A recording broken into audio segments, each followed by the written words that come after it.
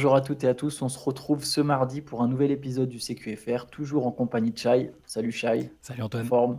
Bah, très bien. C'est un jour particulier, avec d'actualité NBA évidemment, mais l'anniversaire du grand Antoine Pimel, mesdames et messieurs, n'hésitez pas à lui souhaiter un bon anniversaire dans les commentaires. Voilà. Merci, merci d'avance. Et oui, effectivement, on bosse quand même, vous voyez, on est toujours là au rendez-vous, même le jour de son anniversaire. Donc du coup, il y a une actualité qui est mine de rien quand même assez chargée Ouais. entre cette espèce de temps mort entre les finales et la draft et la free agency. En réalité, ça s'arrête pas vraiment parce qu'il y a plein de rumeurs et d'informations liées voilà, à ce qui peut se passer cet été. On pense notamment là, pour le coup, on va commencer avec les Golden State Warriors. Mhm. Draymond Green a décliné son option, enfin n'a pas activé son option à 27 millions de dollars. Et Draymond Green va donc tester le marché. Qu'est-ce que ça t'inspire, Shai? Bah, Qu'est-ce que tu penses de ça? bon, déjà, c'est pas très surprenant. On le savait hein, qu'il allait très très probablement tester le marché. C'est pas parce qu'il avait dit qu'il se voyait finir sa carrière à Golden State et qui voulait rester qu'il allait juste faire sa dernière année de contrat. Il vise, bon, il a 33 ans, il vise clairement aussi un beau deal, que ce soit à Golden State ou ailleurs.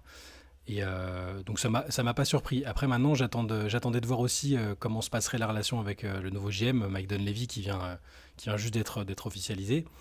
On peut penser que c'est dans la continuité de Bob Myers.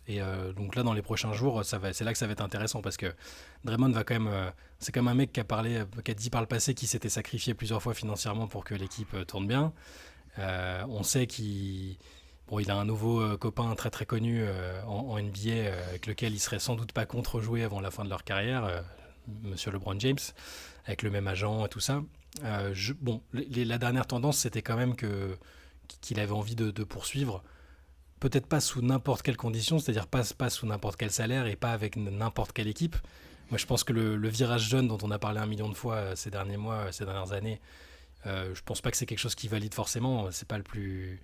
Je pense pas que ce soit le plus fan des jeunes, voilà, avec Ouais, il est Kuminga, Jordan compétitif, Poole. c'est un compétiteur, quoi. Voilà, Disons voilà. que je pense que Et Curry, Thompson, Green.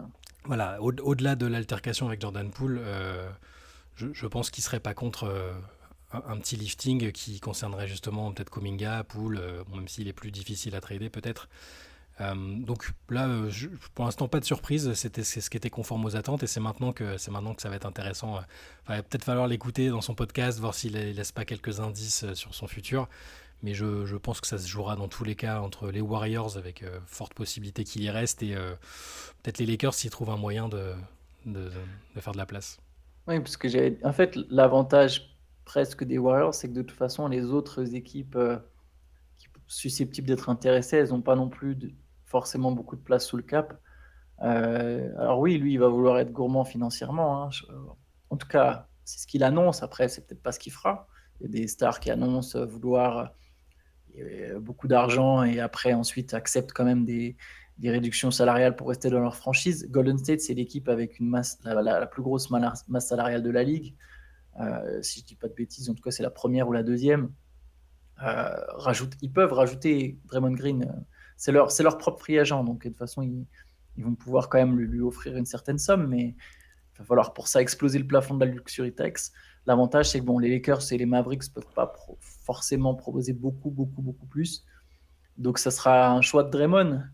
Mais oui, derrière, il y a une question qui se pose de toute façon sur la direction prise par les Warriors. Je pense que Dunleavy, comme tu as dit, a priori, on peut penser que c'est une certaine continuité. Il était quand même déjà dans l'organigramme. Il a commencé à parler de Poole et Kuminga. Il a déjà dit qu'il ne voulait pas les transférer. Hmm. Bon, je pense que c'est aussi une manière pour Poole. Il a même dit ouais, bah, j'aimerais bien qu'il reste au moins 4 ans.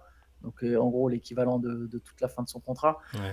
Mais bon, je pense que c'est aussi une manière de faire monter les enchères, en tout cas de montrer aux autres équipes non, non, on ne veut pas les transférer. Nous, si vous les voulez, faut mettre le paquet, faut mettre le prix. Euh, donc on verra la direction que prennent les Warriors. Mais oui, effectivement, c'est pas forcément surprenant que Draymond Green n'active pas son option. Après, il y avait un monde où il l'activait pour justement peser pour environ que, avec des grands guillemets, 27 millions dans le cap cette année, alors que là, je sais pas, s'il signe un contrat à 32, 33, c'est toujours 6 millions de plus. Je me Les demande Warriors vont quand justement, même avoir du mal à recruter, quoi. c'est ça, je me demande justement quel est son état d'esprit. Est-ce qu'il est là à se dire, bon, ça y est, on a gagné une tonne de titres, maintenant je veux quand même un salaire conforme à ce que j'ai apporté et ce que je peux encore apporter. Et puis, faut pas oublier qu'il a 33 ans quand même.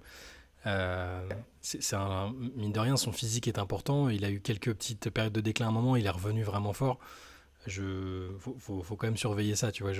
J'arrive pas à savoir s'il veut vraiment de l'argent tout de suite, donc plus que les 27,5, ou s'il veut juste des garanties et qu'il veut finir sa carrière aux Warriors.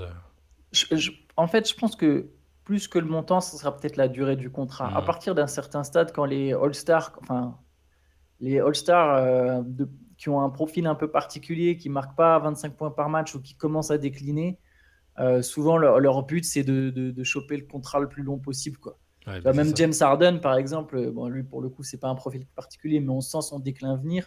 Hmm. Et on voit que l'idée, c'est pas de choper un contrat sur 1 an ou 2, ils veulent au moins 3 ans. Chris Paul aussi a fait ça à un moment, euh, quitte à bah voilà, pas prendre 50 millions, mais être autour des 30, mais avoir 30 fois 3, quoi. Ouais.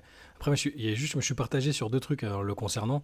C'est-à-dire que moi, tu sais à quel point j'adore la fidélité, les mecs qui restent longtemps dans les franchises et tout ça, donc je trouverais ça beau qu'il finisse sa carrière à Golden State. Et d'un côté, c'est un joueur tellement unique et particulier, autant sur le plan basket qu'en dehors, que je me demande ce qu'il donnerait là, dans les dernières bonnes années qu'il lui reste. Je me demande ce qu'il donnerait s'il est transposable dans tant d'équipes que ça. Est-ce que ce serait vraiment le mec qui t'apporte la culture de la gagne, le sérieux, la défense, ou est-ce que il a tellement profité de l'écosystème des Warriors que ce serait très très difficile pour lui ailleurs. Je suis curieux juste pour la valeur du joueur en tant que tel, tu vois, pour entre guillemets Ouais. sa place dans l'histoire, tout ça. Bon, je veux dire, elle est cimentée, c'est un Hall of Famer, c'est un des meilleurs défenseurs de tous les temps, il n'y a aucun souci. Mais c'est juste par curiosité peut-être le voir dans un autre contexte, mais bon, dans tous les Non, mais cas, ce serait c'est intéressant. c'est intéressant, clairement, tu as raison. Après, moi, honnêtement, hein, je pense que Draymond Green, n'importe quelle équipe compétitive qui joue le titre, il t'apporte quelque chose. Ouais, Je pense que, alors après, bien sûr, hein, mais par exemple, les critiques un peu extrêmes sur le côté non, mais Green, ça peut marcher que aux Warriors, je trouve ça faux en fait. Je vois pas pourquoi ça ne marcherait pas dans d'autres équipes compétitives. Un mec qui est aussi bon passeur, aussi bon défenseur, aussi intelligent, tu vois, son QI basket, mm. euh, bah, n'importe quelle compétitive, il aura un rôle. Est-ce qu'il aurait eu un rôle aussi grand? Est-ce qu'il aurait été un All-Star? Ça, c'est une autre question, mais enfin, je veux dire, Green, ce sera jamais un joueur inutile dans une équipe qui gagne. Non, je pense Par pas, c'est contre, c'est ça. sûr, si tu le mets aux Rockets, il Ouais. va s'ennuyer, quoi. Ouais, surtout avec un force. C'est-à-dire, s'il prend 30 millions de dollars la saison dans une équipe pas compétitive à 33, 34 ans, ça peut vite devenir compliqué, quoi. Mais bon, Ça m'étonnerait que ce soit ce qu'il vise, honnêtement. J'ai l'impression, après, je le connais pas, hein, mais j'ai l'impression que le bonhomme est quand même un vrai compétiteur et que l'envie de gagner prend le dessus. ouais, il a Mais été bon, habitué à ça, hein. en parlant d'envie de gagner, ça me permet de faire un pont vers un autre joueur, Damian Lillard. Mhm. Il y a une rumeur qui circule. Shai, c'est toi qui l'as vu hier d'ailleurs, qui m'en a parlé hier, donc hier soir. Ouais, Donc je t'invite à la présenter. Une alors, rumeur qui me tient pas à cœur. ouais, c'est ça. Non, mais bon, on sait que les jours qui arrivent sont décisifs pour l'avenir de Lillard. On entend un peu tout. On sait a priori que si Portland ne bouge pas trop, bah Lillard, enfin, je sais pas s'il demandera officiellement son trade. Il a toujours dit qu'il faudrait un moment faire quelque chose. Si le virage pris par l'équipe, c'est la jeunesse, en gros, moi, ça m'intéresse moins. Et là, Mark Stein, donc, qui est quand même un insider très très sérieux, dit qu'en gros, si Portland ne trade pas le troisième pick, et ça, peut-être qu'on le saura pas avant le jour de la draft, parce que ça va dépendre de ce que fait Charlotte juste avant. Est-ce que c'est Brandon Miller, Scoot Henderson? On ne sait pas qui ils vont prendre exactement, mais en gros, si Portland ne trade pas le troisième pick, donc s'ils ne montrent pas de l'ambition immédiate, s'ils ne récupèrent pas des joueurs confirmés et forts tout de suite, bah là, il demandera quasi officiellement son trade. Il veut des mouvements avant jeudi, ou autour de la draft, ou peut-être immédiatement après. Il veut des garanties. Pour l'instant, je pense qu'il ne les a pas. Et que s'il ne les a toujours pas jeudi, on aura peut-être la première vraie demande de trade officielle de Damian Lillard. Ce qui serait triste parce qu'on espérait que ça n'arrive pas, mais en tout cas c'est ce qui semble. On semble se diriger vers ça, et là on est toujours sur les mêmes candidats. C'est toujours Miami. Hier on en parlait, qui a laissé passer un peu qui sait pas trop, qui a pas surenchéri sur Bradley Beal. Ouais. Sans doute avec l'idée de justement se reporter sur Lillard. Il y a d'autres équipes qui vont surveiller la situation de Lillard. On sait que Brooklyn, c'est quelque chose qui peut l'intéresser. Il n'y a pas 100 000 équipes, hein, je pense, mais Miami, Brooklyn, toujours dans le coup. Et je pense honnêtement que Portland va garder son pick et que Lillard va demander son trade. Je vois pas. je vois pas les choses autrement. Après, dans la foulée de ces infos-là, lui-même a fait savoir, toujours par ses porte-paroles dans les médias, que non, il était toujours concentré sur Portland et qu'il espérait pouvoir rester. Enfin, je pense que, comme on l'avait déjà dit dans le podcast qu'on avait consacré aux Blazers et à Lillard, je pense que tout le monde veut un peu ménager son image et veut pas passer pour Hmm. la personne qui a. Lillard veut pas C'est être à le qui gars qui a craque en demandé. premier, quoi. Exactement. Lillard veut pas être le gars qui demande son trade, et les gens à la tête des Blazers veulent pas être ceux qui ont fait partir le joueur le plus emblématique peut-être de l'histoire de la franchise. Par contre, il y a la première chose que ça m'inspire, ça, c'est que si vraiment dès jeudi, il est frustré qu'il n'y ait pas le trade et que par exemple la demande, elle intervient, je sais pas, vendredi ou samedi, je trouverais ça dommage. Pour moi, ça montrerait, enfin dommage. Après, il fait ce qu'il veut. Je pense qu'il est arrivé au stade où vraiment il mérite de choisir et de faire ce qu'il veut, mais euh, ça serait trop tôt. Un trade comme ça d'une star, c'est pas facile à mettre en place. Je parle pas de lui. Un trade d'une star qui viendrait à Portland, c'est pas quelque chose de facile à mettre en place. Même si au final, quand on voit ce que font les Suns avec Bill, ce qu'ils ont fait avec Durant, je me souviens qu'un jour James Jones, quand il était encore joueur, avait dit en fait, c'est pas compliqué, faut juste avoir envie de le faire. Sous-entendu, si vraiment tu as la motive, ce genre de trade, tu peux les mettre en place. Et quelque part, ce qui se passe montre qu'il n'a pas complètement tort. Quand tu as vraiment envie, ça, effectivement, derrière, tu trouves une solution. Mais si on part du principe que faire venir une star à Portland, c'est pas non plus quelque chose qui se fait rapidement, demander 2 jours après la draft, je pense que ça montrerait qu'au final, dans sa tête, il est déjà parti. Et c'est là où moi, je te rejoins. J'ai l'impression que quand tu vois son discours, j'ai l'impression qu'il y a un vrai shift par rapport à avant. J'ai l'impression qu'il commence déjà à s'être mis en tête, tu vois. Voilà, il est peut-être temps d'aller voir ailleurs. Et honnêtement, moi, personnellement, je ne le blâmerai pas. Non, Même personne peut lui en très, vouloir. très, très, très franchement. J'ai l'impression que dans sa tête, ça commence. Et surtout, tu sais, tu vois Bill, qui était dans sa situation à Washington, tu le vois arriver à Phoenix. Peu importe ce que tu penses des Suns, tu sais que les Suns, ils vont être forts, qu'ils vont être bons, qu'ils vont se retrouver dans une situation excitante, dans le sens où ils vont jouer pour la gagne. Peut-être qu'ils gagneront pas. Tu vois, on a un podcast hier sur le sujet, je vous invite à l'écouter. On est plutôt sceptique sur l'idée de titre, même si on n'a aucun doute sur le fait que les Suns seront forts. Mais en tout cas, ce qui est sûr, c'est que lui, il va aller jouer pour la gagne. Tu vois tous ces trucs-là et tu te dis, moi, je suis encore là. Et voilà, je sais pas, imagine, on est le 7 juillet, ça fait 2 semaines que presque 3 semaines que la draft elle est passée, enfin 2 semaines que la draft elle est passée, tu as toujours Scoot Anderson, tu vois qui sont tes coéquipiers, tu te dis mais non, mais là, combien de transferts il va falloir faire avant que nous on soit compétitifs? Je peux comprendre. J'ai l'impression que, tu vois, on parle de craquer en premier, voilà, c'est peut-être lui qui va craquer en premier, mais regarde, moi je crois encore et j'espère à un scénario où jeudi, les Blazers, ils poussent pour avoir Zion, tu vois.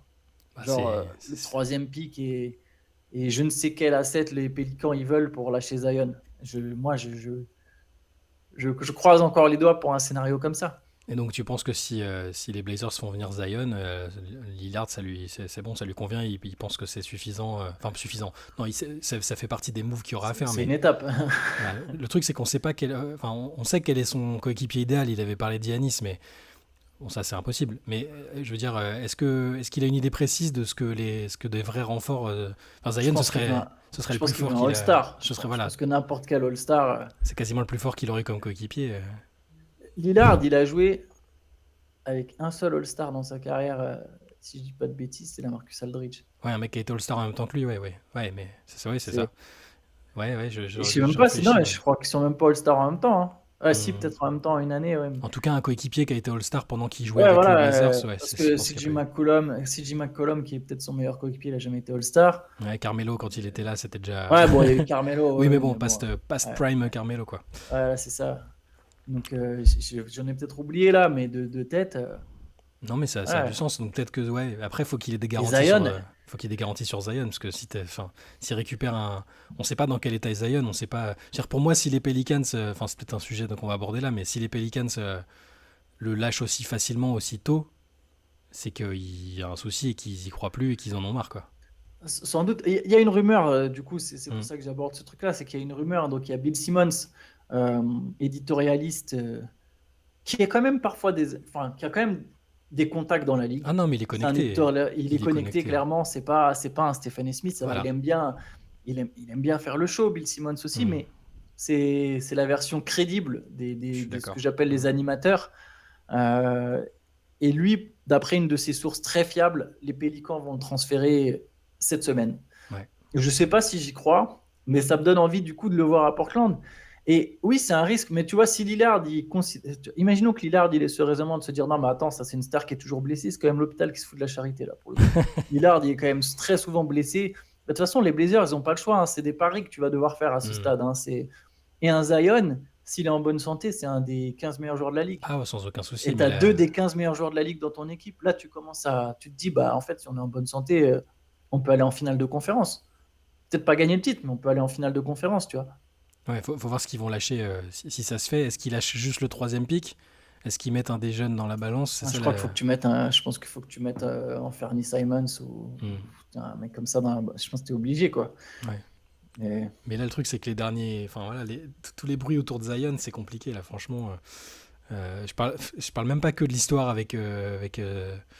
enfin, l'histoire d'adultère, entre guillemets, ça, enfin, on s'en fout totalement, tu vois. C'est juste que ouais. ça s'ajoute à un climat qui est pas bon autour de Zion. Clairement, les Pelicans, ils en ont marre du manque d'implication, bon, de ses difficultés à revenir. Ça, je sais même pas si c'est forcément de son fait. Il a pas non plus énormément de chance. Mais ouais, je pense, j'ai vraiment l'impression qu'il va partir. Moi, l'indice dont on a déjà parlé, le moment où ils ont viré Teresa Weatherspoon, qui est donc qui était une des assistantes de, de Willie Green, spécialisée dans le développement des joueurs et qui était, Ouais, je veux dire, Zion, très limite, proche de lui. voilà, limite, il en chialait en parlant d'elle, en disant quand j'étais pas bien, quand j'avais des idées noires et machin, quand j'arrivais pas à revenir, elle était là, celle qui m'a reboosté, qui m'a remise à l'endroit. Et donc de voir que elle est libérée comme ça, que ça l'a forcément contrarié. Il y a Kendrick Perkins l'autre jour à la télé qui, bon, généralement il fait un peu le show et il a des opinions un peu clivantes, mais là il voulait juste dire qu'il n'avait pas aimé la manière dont ça avait été géré parce qu'ils l'avaient bloqué pour des postes de head coach en WNBA ou pour d'autres jobs dans des staffs NBA et que c'était clairement comment dire, un shot vers Zion en disant bon voilà maintenant tes gens au sein de la franchise, on s'en fout. Maintenant, faut que c'est soit Ouais, tu te mets en ligne, soit tu pars. t'as plus ton statut protégé, quoi. C'est ça. C'est l'impression que j'ai. Et là, avec les rumeurs qu'il y a autour, ouais, ça m'étonnerait pas que Bill Simmons ait raison et que Zion change de crèmerie. Est-ce que ce sera Portland par contre? Il y a d'autres équipes qui peuvent se permettre de Ouais, tenter quelque chose, hein. moi, je sais même pas s'ils vont le faire maintenant, en fait. Hmm. Et- je suis pas convaincu que Zion est en train de plus ou moins perdre sa place. En tout cas, sa place tu vois, de superstar de la franchise, nouveau visage de la Hmm. franchise. Ça, ok, soit, je veux bien y croire. J'ai l'impression qu'un talent comme ça, dont la carrière a pour l'instant été déraillée uniquement par des blessures, en fait, c'est risqué de le lâcher maintenant. Qu'est-ce que tu gagnes Tu vois, tu attends 6 mois, tu vois s'il est capable de reprendre la saison, à quel niveau il est qu'il tient le choc, est-ce qu'il a changé ses habitudes. Et en fait, si la réponse est non, tu vas le transférer pour la même chose. Tu Non, penses, tu ok, penses, ouais, je pense que effectivement, sa valeur, elle va baisser, moi. un petit peu, mais un talent aussi grand, sa valeur, elle baisse pas des masses, tu vois. Hmm. Sauf énorme catastrophe. C'est quand même un premier choix de draft qui était le mec le plus hypé depuis LeBron James avant Hmm. Wembanyama, tu vois. Ouais. C'est un mec pour qui des franchises vont se saigner. Il y a forcément, tu vois, si les Mavericks, ils ont lâché un pick, Spencer Dinwiddie et Dorian Finney-Smith, ou peut-être même 2 picks pour Kyrie Irving, qu'est-ce que des franchises elles vont lâcher pour Zion? Il y a une franchise qui va lâcher 3 picks. Il y a une franchise qui va lâcher 3 ou 4 picks. Oui, tu n'auras pas le troisième choix et Scoot Anderson. Ça, c'est vrai. À partir du moment où les Blazers, ils ont pris cette route, ils vont pas trop donner Scoot Anderson. Tu n'auras pas peut-être un joueur aussi fort. Mais tu vas récupérer du monde, c'est sûr. En l'échange de Zion, ça me semble évident que dans 6 mois, tu auras encore des mecs prêts à lâcher du lourd pour Zion. Et si pour le coup, il a repris très fort, bah, tu te dis, mais on n'a plus besoin de le transférer, tu vois. Hmm. C'est bon, notre coup de pression, il a marché. Moi, ça m'étonnerait qu'il y ait un transfert de Zion. Après, voilà, si ça arrive et que c'est à Portland, je serais content. Si c'est ailleurs, moi, je me dirais. En fait, je me dis que quelque part, c'est peut-être ce dont il a besoin, Zion C'est Williamson. ce dont Il a il a peut-être envie, c'est besoin peut-être ce dont d'un. il a envie Et parce c'est que peut-être aussi de son dont il a force envie. est de constater, après c'est peut-être sa personnalité, hein. C'est pas un mec qui est à la recherche de la lumière, qui est un très grand communicant, tout ça, mais il, il y a plein d'éléments qui font dire qu'il n'était pas, bon, le New Orleans c'était pas sa destination préférée, il a eu du mal vraiment à s'impliquer à fond comme le font généralement les franchise players, tu sais, à être toujours là, à accueillir les nouvelles venues. Tout ça. Je me rappelle, enfin voilà, le truc qui m'avait marqué, c'était JJ Redick, qui l'adore pourtant, avec lequel il a joué un petit peu, qui avait dit qu'il avait un peu apostrophé à distance en disant mais attends, il y a CJ McCollum qui vient, les Pels ils font un move pour te montrer qu'ils essayent d'avoir un peu d'ambition. Et les Pelicans avaient une ambition très raisonnable. Moi, le premier, je les voyais vraiment très très fort en début de saison, ils avaient bien commencé. Il dit t'es même pas foutu de l'accueillir, de faire un message pour lui dire bah, bienvenue, d'aller le rencontrer, tu restes loin de la ville juste Mhm. parce que t'es absent en 3 semaines. Enfin, bon, c'est des choses comme ça. Et je dis ça en aimant beaucoup Zion. Je pense que enfin, c'est un gentil garçon, ça se voit. Quand il parle, tu sens qu'il est. Et c'est un joueur phénoménal. Moi, j'ai surtout juste envie de le voir jouer et de le voir rouler sur les défenses adverses, être All-Star. Enfin, moi, Pareil. j'ai envie de voir ça. Après, franchement, là, quel que soit l'endroit, j'ai juste envie de le voir jouer. Et si ça passe par un départ de New Orleans, si ailleurs ils arrivent à le remettre à bien physiquement, à lui faire enchaîner les saisons, bah, si ça passe par là, écoute, tant mieux. Ouais, je pense que Zion, il a besoin de reprendre sa vie en main. Et des fois, Mm. pour reprendre ta vie en main, tu as besoin d'un nouveau départ. Et à l'échelle NBA, ça passe souvent par une nouvelle équipe. Mais bon, Mm. on verra. Moi aussi, je suis comme toi, j'ai envie de le voir briller. C'est un mec cool, ça a l'air d'être un mec Mm. cool, Zion. J'aimerais bien que ça marche pour lui, même si évidemment, je le souhaite pour plein de joueurs, enfin pour la quasi-totalité des joueurs NBA, sauf Kat. Je rigole, c'est pas vrai. Private joke, C'est on n'a c'est- rien contre c'est- lui. c'est- c'est même pas vrai en plus pour le coup. Je lui souhaite même pas. Je lui souhaite aussi de réussir, mais bref. Je souhaite à tout le monde évidemment de réussir, à tous ces mecs-là de réussir. C'est quand même des athlètes incroyables, mais ouais, pour Zion particulièrement. Peut-être justement en parlant d'un autre joueur hypé pour le coup, Victor Wembanyama, Mm. accueilli Shai comme une rockstar aux États-Unis. Le mec, il arrive, ils avaient traqué son avion. Ah, c'est ouf. Même lui, ça l'a surpris, je pense. Hein. Il l'a dit après, Je je crois sais même qu'il pas est comment pas vous avez prêt là fait. pour la folie. Bah, c'est ça. Bon, alors, je pense qu'il est prêt et pas prêt à la fois. Il était prêt parce que voilà, il est sur des rails depuis quelques années. Il sait qu'il est très attendu. Je veux dire, il choisit avec soin les médias dans lesquels il parle. Aux États-Unis, il en a aussi sélectionné quelques-uns. Il est conscient de la hype, même s'il va pas trop sur les réseaux, il est conscient. Mais là, que les mecs, ils traquent son avion. Et normalement, il y a que les fans de l'OM et tout qui font des trucs comme ça, hein, qui vont sur les applications et qui attendent les mecs à l'aéroport. Là, c'est un truc. La hype, elle est réelle. Bon, là, c'était à New York, c'était pour la draft. À San Antonio, il sera un petit peu plus tranquille, je pense. Hein, c'est pas. Tu penses? Ça Bah, peut être l'effet inverse, hein? ouais, je sais pas. J'ai l'impression que c'est plus Ben, la mentalité locale est plus. bien sûr, ça, je suis d'accord, mais il n'y a C'est plus. qu'une seule franchise à San Antonio, hein. Mais il Il n'y a sera plus. qu'une seule équipe de sport, hein, c'est les Spurs, hein. Non, mais il y aura beaucoup d'enthousiasme autour de lui, mais si tu veux, la culture du sport est plus pudique là-bas, tu vois. C'est pour ça que Ouais. Duncan et tout, ils s'y sont plus. Et puis même, ne serait-ce que sur la ville en elle-même, tu peux habiter loin dans un ranch, il n'y a pas de souci. À New York, c'est compliqué. S'il avait joué au Knicks ou dans un marché où tu es obligé de vivre dans le centre-ville, c'est plus. Enfin, voilà, Ouais, je non. me trompe peut-être, hein, peut-être qu'il pourra pas Non, mais sortir de bien chez sûr. lui, mais Non, bon, non, ça, je suis d'accord. Mais par contre, je pense que l'accueil à l'aéroport à San Antonio, il sera peut-être plus fou que oui, celui à New York. ouais, c'est C'est vrai. ça que je voulais dire, Oui, moi. oui, C'est qu'à certainement. San Antonio, il y aura plus de monde, je pense, en fait. Oui, oui, certainement, certainement, je Dans le pense. sens où bah, ça sera sa franchise, quoi. Mais Il va... c'est marrant de voir à quel point il était surpris et étonné de voir autant de monde. Mais ça va être un peu. Enfin, pendant un temps, en tout cas, en termes de. Ouais, les fans vont vouloir le voir, prendre des photos avec lui. Les médias vont le solliciter non-stop. C'est un changement aussi auquel. Ça fait partie des changements auxquels il va devoir se préparer. Parce que il avait très très bien géré sa communication jusque-là. Des interviews vraiment de temps en temps pour que lui. Il a dit que s'il voulait que sa parole soit rare pour pas lasser les gens. Là, on va dire, il y a 82 matchs où les reporters locaux, à chaque fois, ils vont essayer de le choper à la fin des matchs. Il va être sur le podium des matchs à la fin, devant la presse, les trois quarts du temps. Ça va être une autre expérience. Pour lui, c'est quelque chose d'éprouvant, hein, mine de rien, les sollicitations médiatiques, et pas que médiatiques, et des fans, plus je veux dire, les engagements qu'il va devoir prendre sur place, des trucs de sponsoring dans la communauté, machin, ça fait partie du job. Et alors, je le sens, je le crois assez mature et préparé psychologiquement pour gérer parfaitement ça tout en étant un basketteur fantastique, mais ça fait partie des choses auxquelles on pense pas forcément. En fait, que lui parle ou non, tout le monde parlera de Wembanyama. Mm. Je pense qu'on est bien placé pour le savoir. Wembanyama, ça clique. Oui. Wembanyama, c'est un nom qui fait cliquer. C'est un nom qui fait cliquer autant que LeBron James. Ah bah oui, oui. Et voilà, encore une fois, on est un média, on sait de quoi on parle. Les Américains l'ont compris aussi. Wembanyama, ça fait cliquer aussi aux États-Unis. Ouais. sans doute autant que LeBron James à l'heure actuelle. Mm. Quand je vois le traitement d'ESPN pour Wembanyama, je suis quasiment persuadé, j'ai pas leurs stats, hein, mais je pense que leurs audiences, ils se sont rendus compte que Wembanyama, ça faisait autant cliquer que LeBron James. Et du coup, je pense que Victor Wembanyama, ça va faire cliquer toute l'année, quel que soit le sujet, qui parle ou non. En fait, et il va devoir vivre avec ça jusqu'à ce que soit toute sa carrière. En fait, c'est simple. Hein. C'est aujourd'hui, lui, quel que soit, il deviendra peut-être pas LeBron James, mais le début de sa carrière, ça va être un traitement à la LeBron James. Donc, soit il déçoit et au bout d'un moment, effectivement, ça fera moins cliquer parce que ça sera ah bah non, voilà, Victor Wembanyama, c'est pas ce qu'on croyait. Les attentes vont être démesurées hein, et vont être Ah, c'est injustes. sûr. On s'était dit de toute façon qu'on en ferait un débat pour la late session, de réfléchir à quel serait le minimum qu'il peut faire pour être considéré justement pas comme un bust. Mais pendant tout le début de sa carrière, ça va parler de Wembanyama. Donc soit il tient les attentes, il est très fort et du coup ça va continuer de faire parler parce que ça va continuer de cliquer.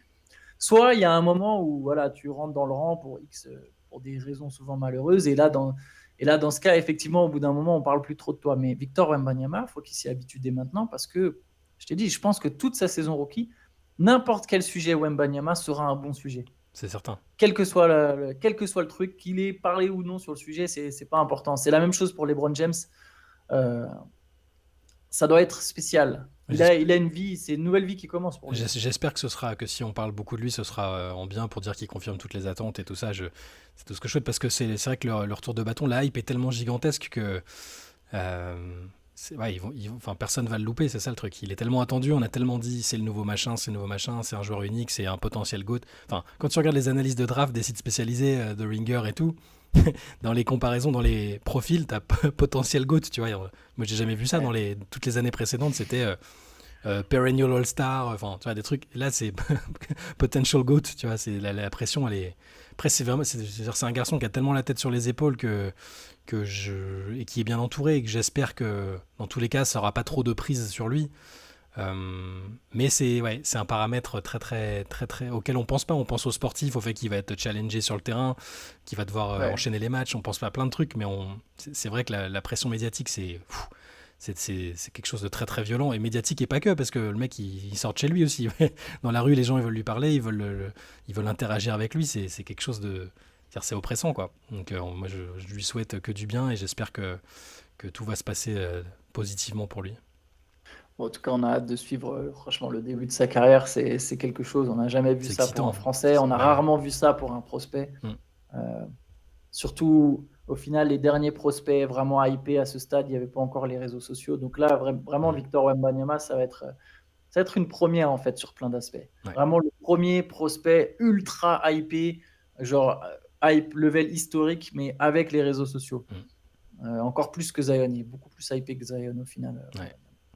Donc bon, ça va être assez dingue, on suivra ça et évidemment on sera là pour la draft. D'ailleurs, je le rappelle, il y aura un live Twitch le jour de la draft. Jeudi, ouais. Le jeudi entre 23h et 1h, on se connectera en live sur Twitch avec Shai. Peut-être avec Benjamin, je ne sais plus s'il est au programme ou pas, je ne sais jamais. On va voir avec lui. Mais d'ailleurs, pour la late session, on va remplacer celle de ce soir par jeudi, a priori. Déjà parce qu'Antoine Paris-Ibiza fêtait son anniversaire. Évidemment, avec Jack Grealish. Non, avec Jack Grealish. Mais voilà, la late session sera remplacée par une session de jeudi à partir de 23h toujours pour introduire un peu la draft et tout ça. Voilà. Donc soyez au rendez-vous. Exactement. Et nous, on se retrouve demain pour un nouveau CQFR. Donc voilà, en attendant, bonne journée à tous et ciao à tous. Ciao. Ciao.